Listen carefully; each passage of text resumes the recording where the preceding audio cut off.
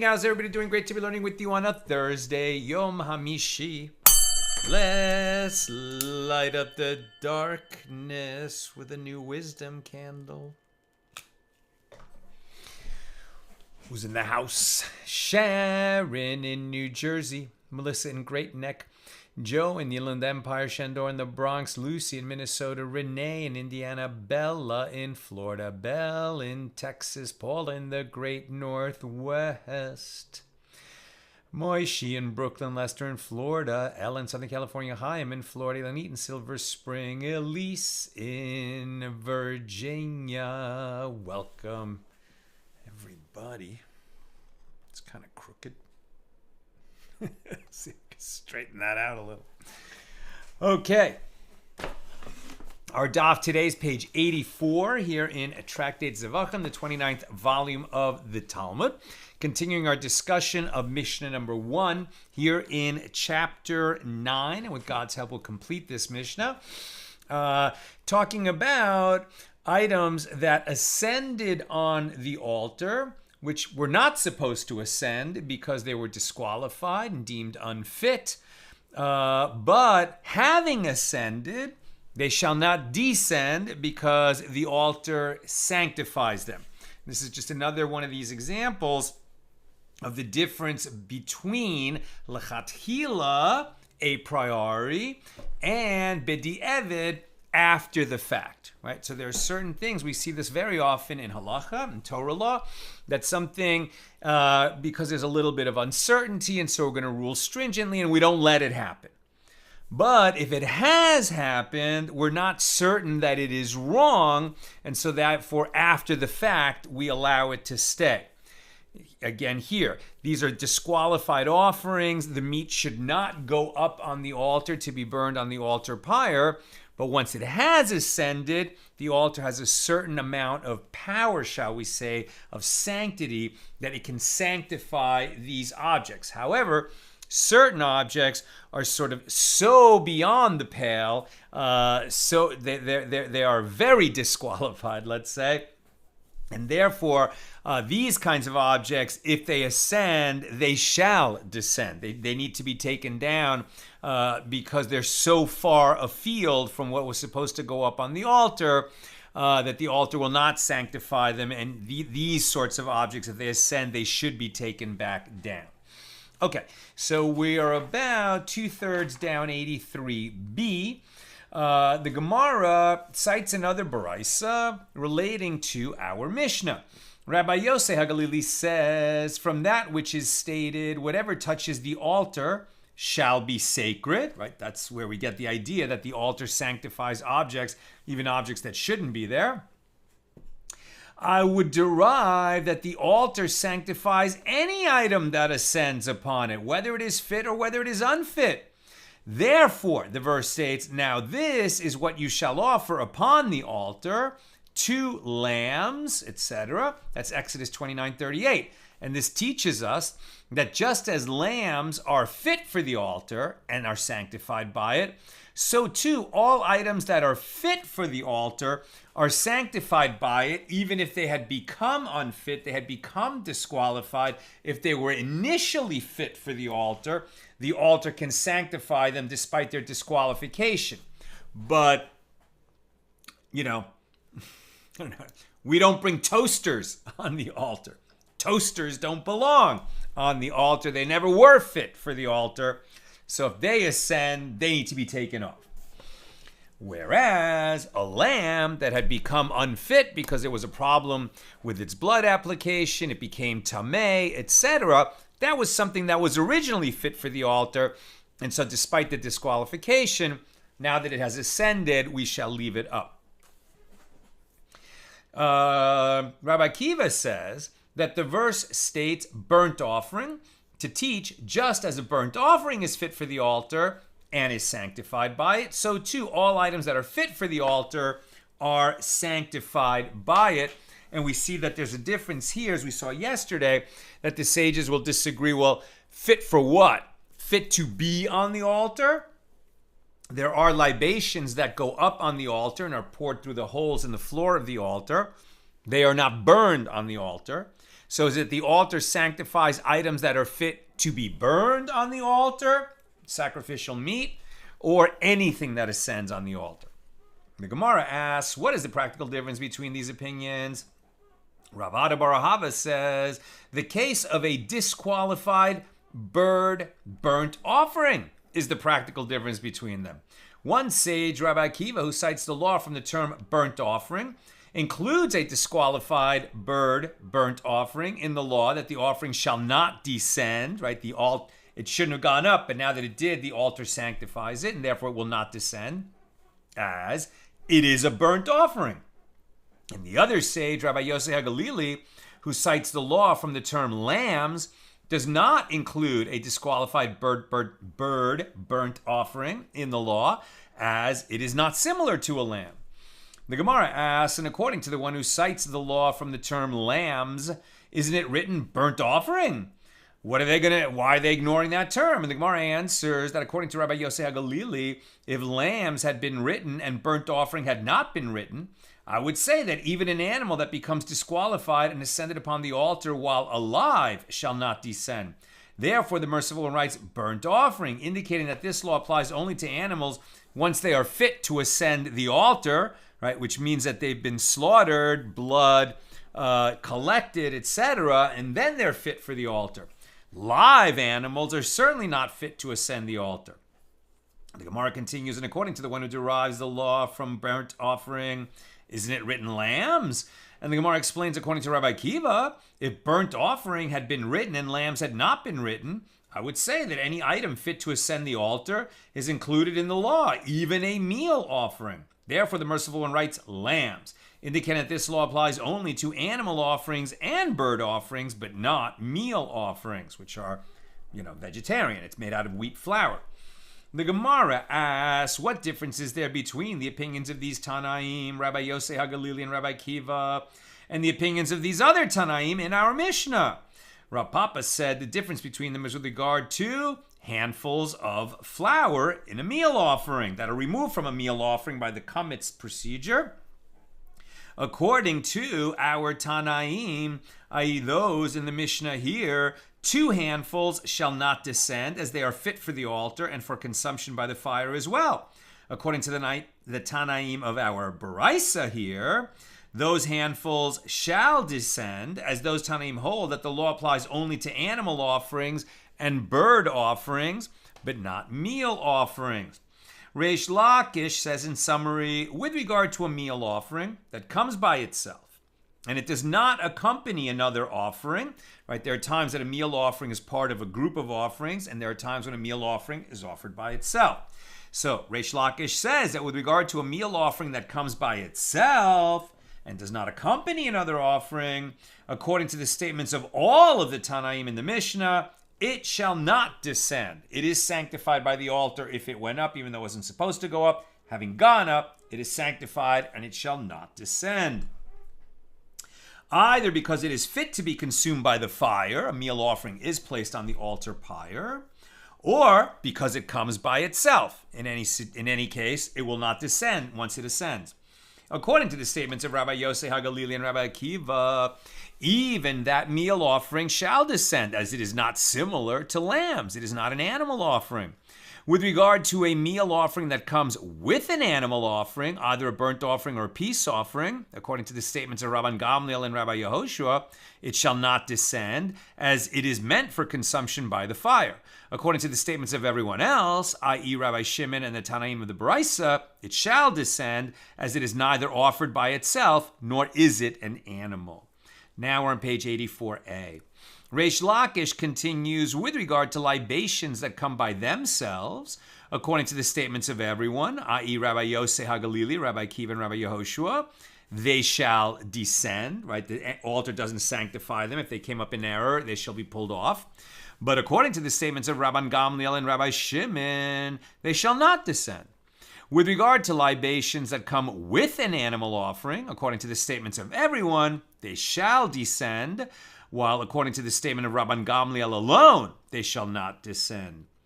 The Gemara questions the need for such a summary. Isn't it obvious? And the Gemara answers, it was necessary for him to state the law in the case of a meal offering that comes by itself, And this is in accordance with the statement of Rava.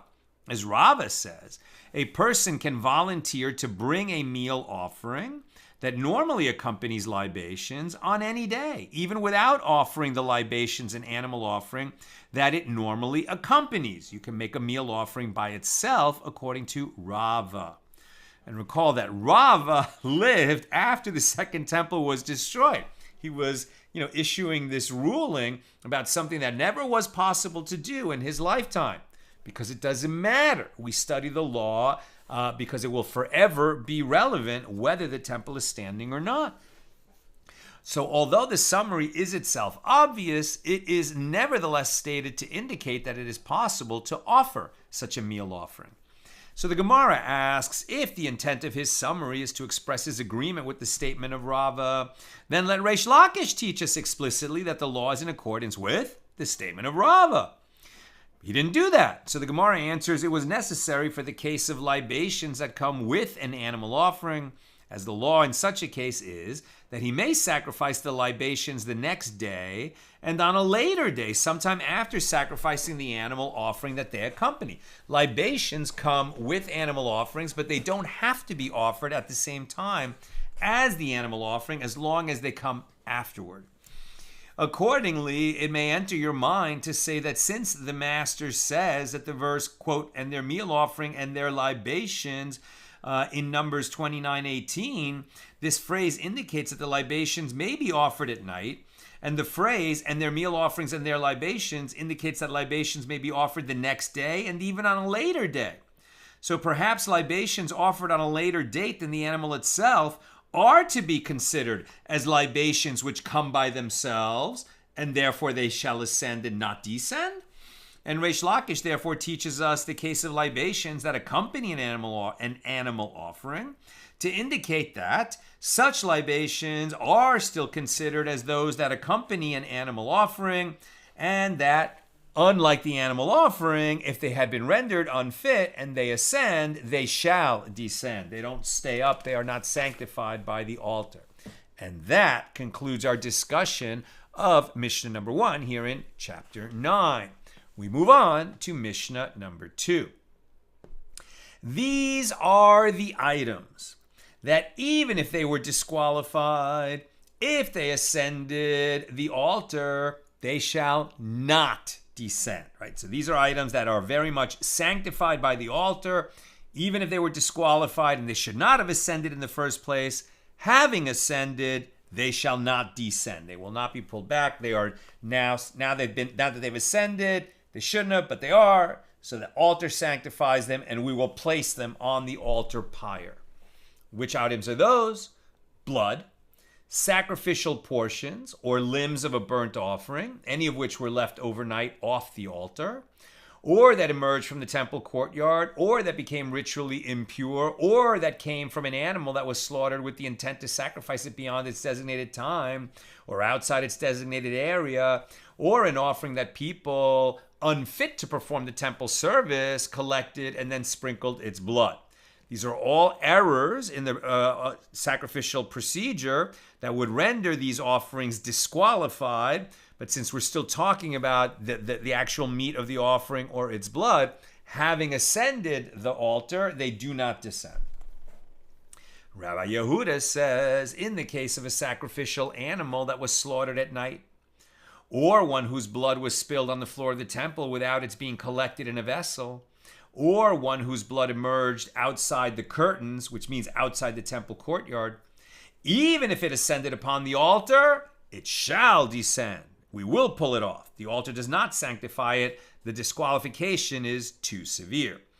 Rabbi Shimon says in all these cases, if it ascended, it shall not descend, because its disqualification occurred in sanctity. As Rabbi Shimon says, with regard to any unfit offering whose disqualification occurred in sanctity, i.e., in the course of the temple service, the sacred area renders the offering acceptable, and if it ascended onto the altar, it shall not descend. But with regard to any offering whose disqualification did not occur in sanctity, but rather was unfit initially, the sacred area does not render the offering acceptable. So if, for example, a blemished animal was brought, Right, so it became blemished before it was slaughtered in the temple courtyard. Let's say it became blemished before it entered the temple. It never should have been brought as an offering. Therefore, it was never fit for the altar. So if they slaughtered it anyway, collected its blood, sprinkled the blood, and now seek to bring the animal up and burn it on the altar, and they brought it up, it shall descend if we realize that this was a blemished animal that was never fit for the altar. As opposed to an animal offering that was slaughtered in the temple. Let's say its blood was collected properly, and then a priest, God forbid, dropped dead right there in the temple courtyard, and a person who came into contact with that priest and therefore became tameh with corpse tuma also touched the meat of that offering, so that meat became tameh in sanctity, right? After it was originally fit for the altar, it became tameh during the sacrificial procedure. It should not ascend the altar, but if they brought it up anyway, now it shall not descend because it became disqualified in sanctity. And these are the offerings whose disqualifications did not occur in sanctity. An animal that copulated with a person, and an animal that was the object of bestiality, right? It was unfit before it became an offering. And an animal that was set aside for idol worship, and an animal that was worshipped as a deity, and an animal that was given as payment to a prostitute or the price of a dog, and an animal that was born of a mixture of diverse kinds, like the offspring of a sheep and a goat, and an animal with a wound that will cause it to die within 12 months, that's a treifa, and an animal that was born by caesarian section. Very interesting, right? An animal that is born by caesarian section can certainly be eaten, but it cannot be sacrificed on the altar. And blemished animals. Rabbi Akiva deems blemished animals fit in the sense that if they ascended, they shall not descend. Rabbi Hanina, the deputy high priest, says, my father would reject blemished animals from upon the altar. Rabbi Hanina, the deputy high priest, was a sage who was also the deputy high priest in the late Second Temple period. He is one of the people who witnessed the destruction of the Second Temple. A terrible, terrible thing in Jewish history for somebody to actually witness. And the tradition, some traditions say that he was also one of the 10 martyrs who was killed by the Romans as they were persecuting the Jewish people in the aftermath of the destruction of the Second Temple. Concerning those animals that if they ascended, do not descend, just as if they ascended the altar, they shall not descend, so too, if they descended, they shall not then ascend. Right? So these are animals that were disqualified. Presumably they were disqualified in sanctity, right? It's not that they were unfit before the process started. Somehow they became disqualified during the sacrificial procedure, so they should not have ascended. But somebody brought them up anyway. Okay, at that point, the altar sanctifies them and they should be placed on the altar pyre. They should not descend. But let's say 2 mistakes were made. They shouldn't have been brought up. They were brought up. Then when they realized that it shouldn't have been brought up, they compounded the error by bringing it back down. So since it shouldn't have descended, because it's the kind that is sanctified by the altar, now we ask the question, after it descended, which was also a mistake, should we bring it back up? And the answer, according to the Mishna, is no.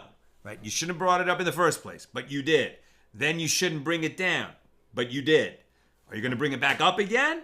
No. And all of them, that if they ascend, they do not descend. If they ascended to the top of the altar alive, they descend. We don't bring living animals up on the altar. As an animal is fit for the altar only if it is slaughtered. You don't bring living animals on the altar. A burnt offering that ascended to the top of the altar alive shall descend, as one does not slaughter an animal on top of the altar ab initio. But if one did slaughter the animal at the top of the altar, he should flay it and cut it into pieces in its place. It is not removed from the altar, so you have to prepare it for being burned on the altar pyre, the same way that you would normally do in the courtyard. You shouldn't have brought a living animal up there, but you did. So now you should bring it down if it's still alive. But if the person then mistakenly slaughtered it on the altar, okay, then you have to finish the procedure of a burnt offering so that it can be burned on the pyre. That's Mishnah 2. Now the Gemara. It is taught in Ebraisa that Rabbi Yehuda says the verse from which it is derived, it is taught in Ebraisa that Rabbi Yehuda says the verse from which is derived the law that items that ascended upon the altar shall not descend, states, quote, this is Leviticus 6:2, this is the law of the burnt offering. It is the burnt offering on the pyre upon the altar. Right, we've seen this several times already in this chapter. These are 3 terms of exclusion that are used in this verse. And this is how we know that that which ascends and was fit to ascend, even though it shouldn't have ascended because it was disqualified, will not descend, right? These are 3 terms of exclusion that are used in the verse. The word this, the word it, and the word the, from which it is derived that 3 instances are excluded in this law. A sacrificial animal that was slaughtered at night, and one whose blood was spilled, and one whose blood emerged outside the temple courtyard. With regard to these cases, the law is that if one of them ascended upon the altar, it shall descend. We don't leave it up there. The altar doesn't sanctify it. Right? So very interesting when we say a term of exclusion. And that's interesting, right? Because the is more specific than a. This is more specific than something that doesn't have the word this attached to it. And the word it is talking about something specific, which if it wasn't there, we wouldn't know what was being talked about. That's why those are terms of specification, which can also be called terms of exclusion, right? When you specify something, you exclude others, right? Just like in a Jewish wedding, when you say that you are consecrated to me as my wife, she then becomes permitted to her husband, right? They can have marital relations, and she becomes prohibited to all other men, right? So that's a term of specifying that you now are a couple, and therefore you are prohibited to everyone else. Rabbi Shimon says, from the usage of the term burnt offering, I have derived only with regard to a fit burnt offering that it shall not descend. From where is it derived? The verse also includes a sacrificial animal that was disqualified, such as one that was slaughtered at night, or whose blood was spilled, or whose blood emerged outside the temple courtyard, or that was left overnight, or that emerged from the temple courtyard, or that became ritually impure, or that came from an animal that was slaughtered with the intent to sacrifice it beyond its time or outside its area, or an offering that people unfit to perform the temple service collected and then sprinkled its blood. So here, those 3 that are excluded from the law of it shall ascend and not descend are just kept in the list of all kinds of disqualifications that happen in sanctity, and which are the types of disqualifications for which it shall ascend. It shouldn't have, but if it did ascend, it shall not descend.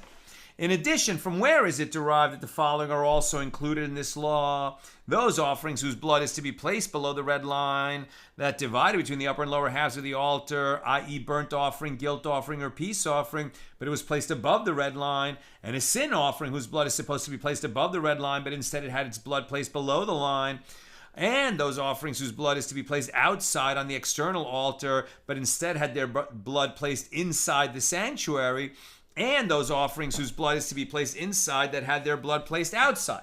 All these are errors in the sacrificial procedure that would disqualify the offering. So how do we know that they're included as the types of disqualifications that if the meat of the offering ascended, it shall not descend?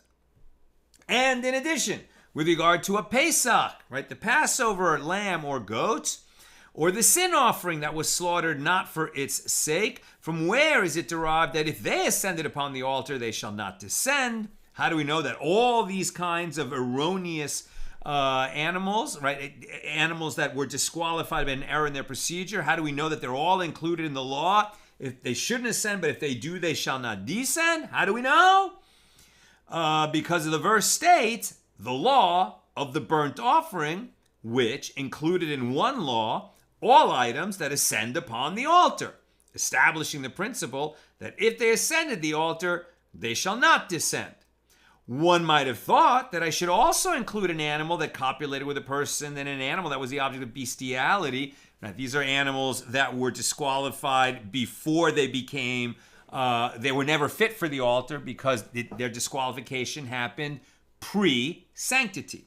Right? One might have thought that I should also include an animal that copulated with a person or an animal that was the object of bestiality, and an animal that was set aside for idol worship, and an animal that was worshipped as a deity, and an animal that was given as payment to a prostitute or the price of a dog, and an animal born from a mixture of diverse kinds, or a treifa, or an animal born by caesarian section. Therefore, the verse states this, to exclude these other types of disqualifications, which do descend even after they have ascended the altar.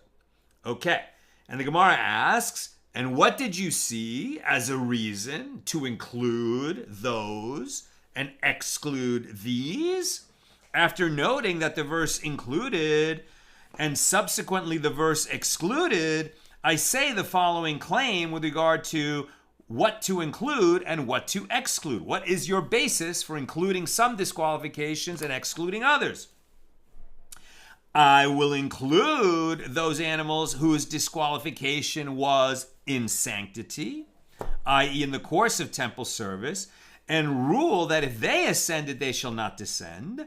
And I will exclude those whose disqualification was not in sanctity, and rule that if they ascended, they shall descend.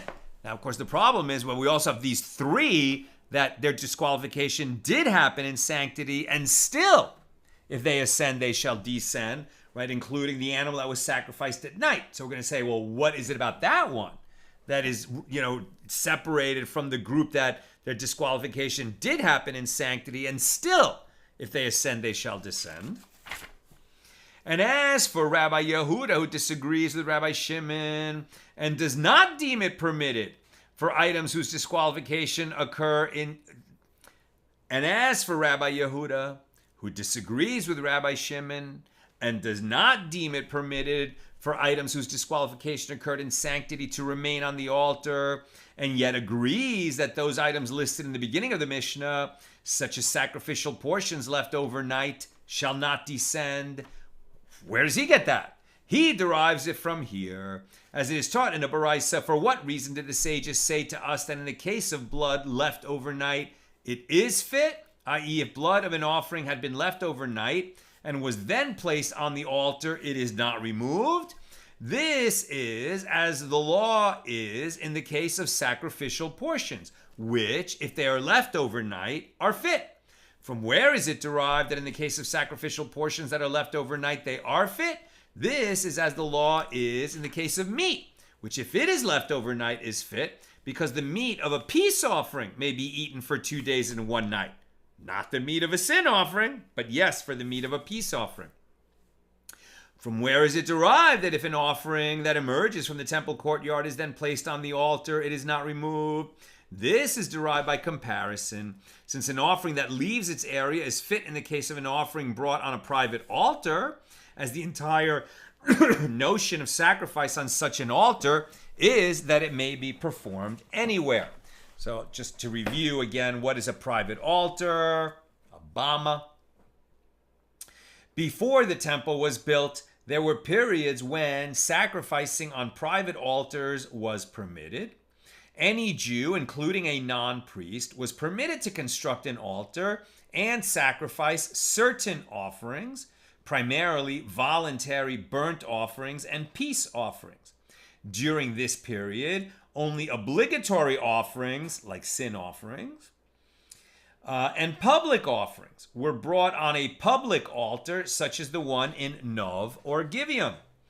After the building of the temple in Jerusalem, private altars were prohibited forever.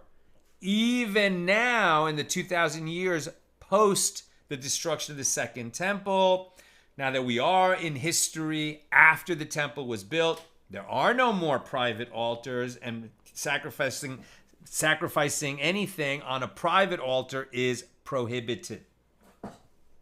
After the building of the temple in Jerusalem, private altars were prohibited forever. Still, here's human nature, for many generations, people continued to unlawfully bring offerings to God upon private altars, right? Just a historical fact, but it was not permitted. Even though a lot of people did it, it was never permitted. From where is it derived that if an offering that has become tameh, ritually impure, is placed on the altar, it is not removed? This is derived by comparison, since it is permitted to offer a tameh offering in the case of communal rites, i.e. communal offerings.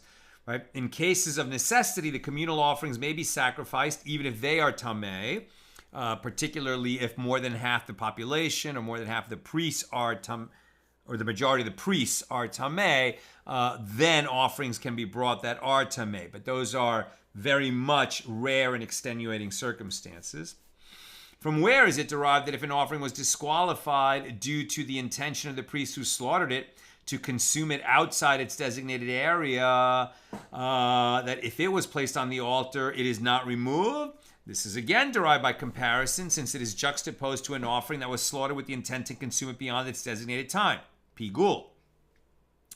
From where is it derived that if an offering that people who are unfit to perform the temple service, like a priest who was tameh or a priest who turned out to be disqualified due to a blemish or his lineage was flawed, right? From where is it derived that if an offering that people unfit for performing the temple service collected and then sprinkled as blood was placed on the altar, that it also shall ascend and not descend, right? Therefore, it's not removed. This is derived from the law of these priests, who are generally disqualified because they are tameh, and yet who are fit to perform the communal rites, i.e. to sacrifice communal offerings in a case when all the priests or the majority of the Jewish people are tameh. That's it. So all the priests or the majority of the Jewish people. The Gemara questions the derivations of the Baraisa, but can one deduce the law of a matter that is not fit, i.e. sacrificial portions that are disqualified due to having been left overnight, from the law of a matter that is fit, i.e. the peace offering, which is permitted for eating for 2 days and 1 night? Okay, a peace offering can be eaten for 2 days and a night, but a sin offering can't. So why are you saying that a sin offering that was left beyond its time and then it ascended in error, that you're not going to remove it based on the fact that peace offerings are fit for 2 days and a night? Why are we going to learn out anything from peace offerings and apply it to sin offerings?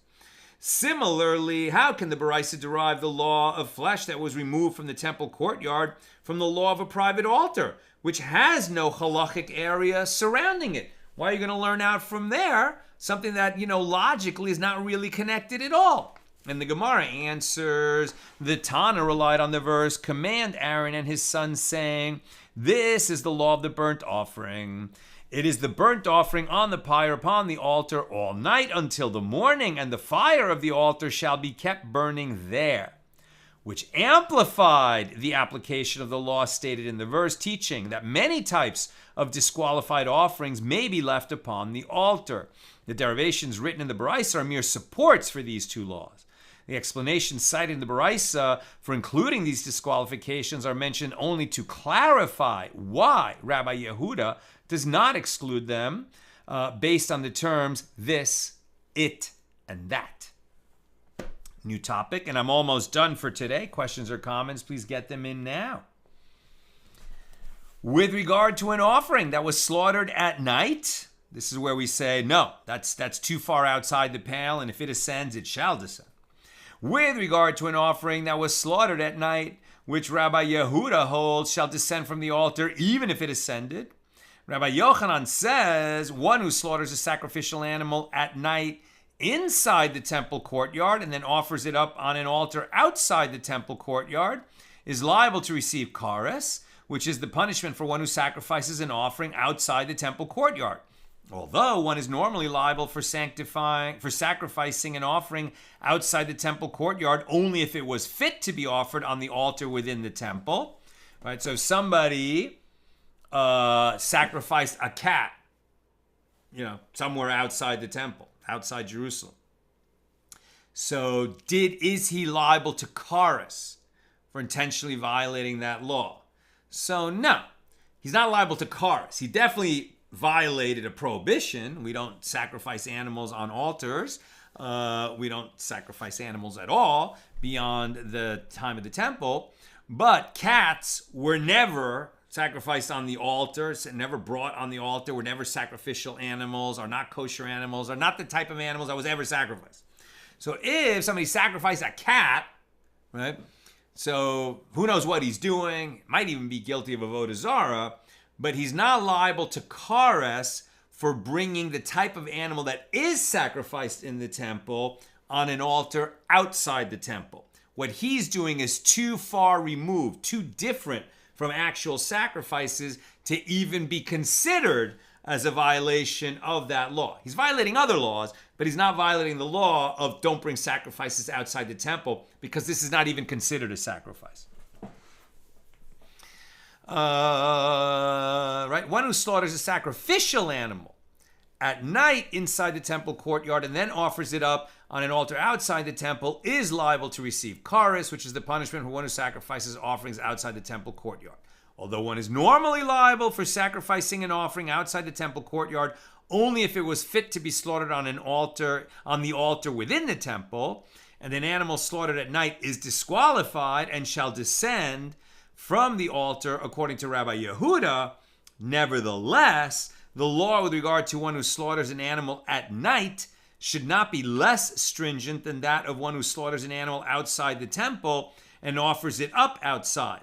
And with regard to that case, the Mishna that we'll read on page 106 states that such a person is liable even though an animal slaughtered outside the temple is not fit to be offered on the altar inside the temple, and it shall descend from the altar even if it has ascended. Right?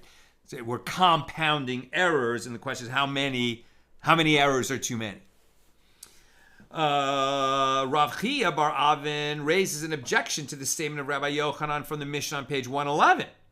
One who slaughters a bird inside the temple courtyard and then offers it up on an altar outside the temple is exempt, as a bird offering is supposed to be pinched at the nape of the neck and not slaughtered with a knife. Compounding errors. Not only did you slaughter it in the wrong way with a knife rather than malika, but then you also took it outside the temple courtyard. So now it's just too far removed from any kind of standard sacrifice, so that if you then put it on a private altar, again, you're violating some kind of a prohibition, but not the prohibition that we're talking about here. But if he slaughtered the bird outside the temple courtyard and offered it up outside the temple courtyard, then he is liable to receive kares for bringing a sacrifice outside the temple. According to Rabbi Yochanan, let us say that the law with regard to one who slaughters an animal inside the temple should not be less stringent than that of one who slaughters an animal and offers it up outside the temple. Why then would such a person be exempt? And the Gemara responds, this is indeed a conclusive refutation, and the statement of Rabbi Yochanan is rejected. And the Gemara adds a possible explanation. If you wish, say that one cannot derive the law of a bird slaughtered inside the temple from that of a bird slaughtered outside of the temple, because in the case of the slaughter of a bird inside the temple, it is considered as if he killed it. By contrast, in the case of an animal slaughtered at night within the temple, although it is disqualified, it is still considered a slaughtered animal, shechted, and its status may therefore be derived from that of an animal that is slaughtered outside the temple. So, if at least we're talking about a shechted animal, then it's part of the sacrificial procedure, and we can talk about whether it shall descend if it ascended. But if you're talking about an animal that you killed rather than shechted, right, so therefore was never fit for the altar, if it ascended, it shall descend. That's where we'll stop. We're on page 85A, and we'll pick it up tomorrow at the regular Friday time, noon Pacific. I am not seeing any questions. Well, Lester says, how could blood be removed from the altar after sprinkling? Right, and we talked about that earlier in the tractate, like a month ago. Exactly, right? That the altar was made out of stone. So what would it even mean to remove it? Once you actually sprinkled it on the side of the altar, you can't get that off. I guess it's almost like a hypothetical, and we don't remove it. But what you're asking is, well, if you were going to remove it, how would you remove it, right? And here we're only mentioning that in passing as a comparison to animals that are brought up, and even though they were disqualified, they don't descend. But if you already sprinkled blood and then you found out that you shouldn't have because the animal was disqualified, are you going to go back and try to remove the blood from the side of the altar? And the answer is we don't, because it's impossible, right? Because it's a permeable substance that blood gets in. That's what I remember. Somebody correct me if I'm wrong. That's what I got. So with God's help, see you tomorrow, Friday, noon Pacific. All